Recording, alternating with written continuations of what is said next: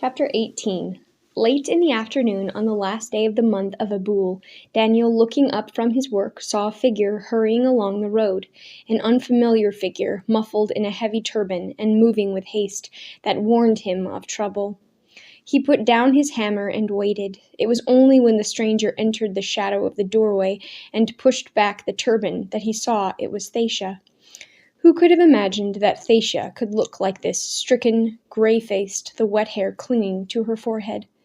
"Oh, Daniel," she gasped, "they have taken Joel."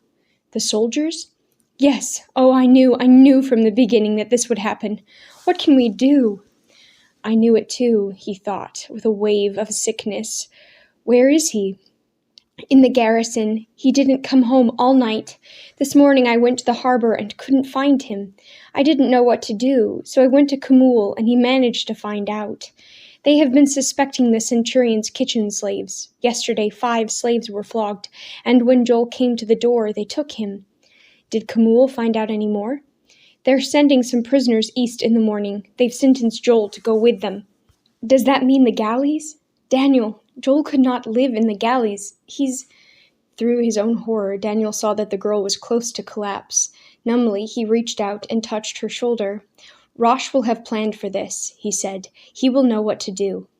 At his touch, she began to weep wildly, her hands covering her face. "She has borne this all night," he thought, "and all day. Has she eaten or rested?" Through the open door to his house, he saw Leah standing behind her loom, staring. How much had she understood? With one arm across her shoulders, he led Thacia to the door. "Take care of her," he said to his sister. "I'm going up the mountain." Leah came from behind the loom and held out her arms, and Thacia stumbled into them, the golden head bent gently over the dark one. In 2 hours' time, Daniel reached the cave. The thorn fire was blazing, and the fragrance of roasted mutton hung in the air. The men who sprawled on the ground barely glanced at him. At the mouth of the cave sat Rosh, rubbing at a fine ivory-handled dagger. He listened, giving more attention to the blade than to Daniel's distraught message. "He was getting too confident," he grunted.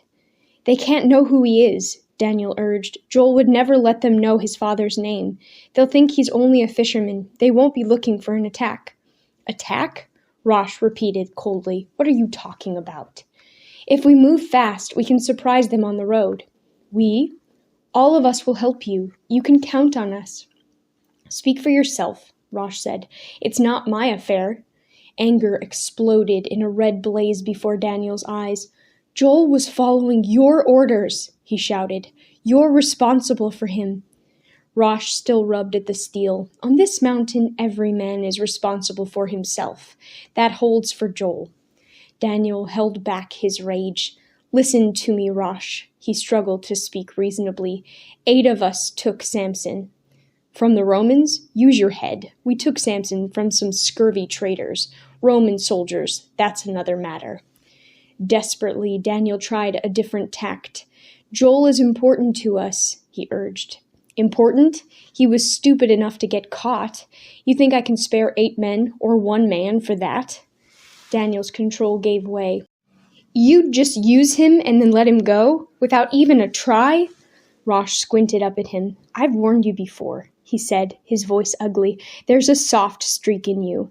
Till you get rid of it, you're no good to the cause." The red mist of anger cleared suddenly from Daniel's mind.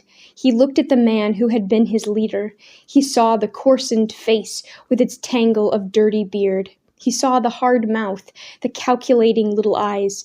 He saw a man he had never really looked at before. "The cause," he said with despair. "How could you know what it means?" Fury mottled the man's face. "Take care, you." "Don't threaten me," Daniel said. "I'm not one of your men, not any longer." Rosh coiled back. "You fool," he spat out. "How far could you get without me?" Daniel looked steadily into the narrowed black eyes. In another moment, Rosh would spring at him. At the prospect, his hands clenched with savage pleasure, but his mind was in control now. He could not fight with Rosh. The very strength of his hands he owed to this man, and what good would it do Joel? He turned away without speaking, and passed through the ring of silent, wary men. He knew that he was through with the mountain forever.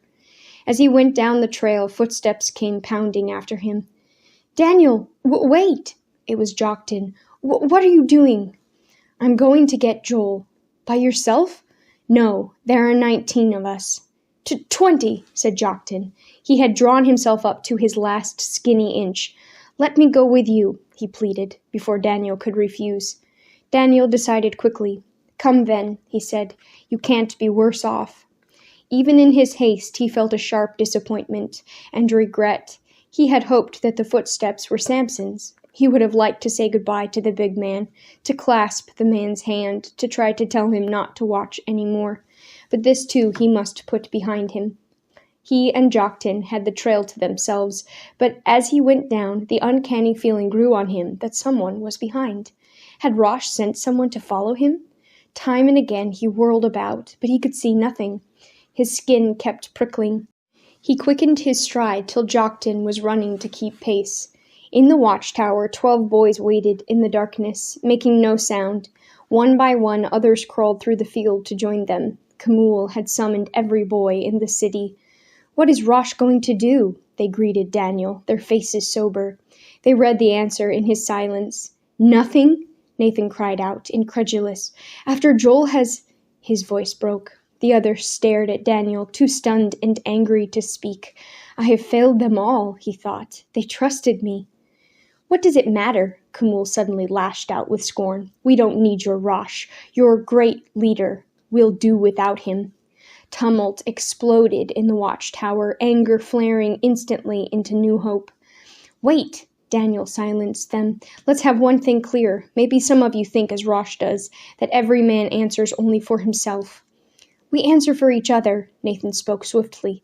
A dozen voices echoed him with passion. Kemuel cut sharply across the clamor. Do you have a plan? Yes, said Daniel. At once every boy was quiet. For 19 against a Roman force? 20, said Daniel, his hand on Jockton's shoulder. If we use our heads, we can make 20 count for 100. We won't try to fight them. We will only get Joel. How? Confidence had come back to their voices. On the road. Daniel's mind was working clearly now. We can't break into the garrison. We can't afford to meet the Romans face to face. We can go south, beyond Magdala, and wait in the pass near Arbela. On the cliff we can spread out and throw down rocks so that they won't know how many we are. The Romans have no reason to expect an attack. When we have stirred up as much confusion as we can, then we take Joel. How? They questioned. He will be chained. That's a blacksmith's job.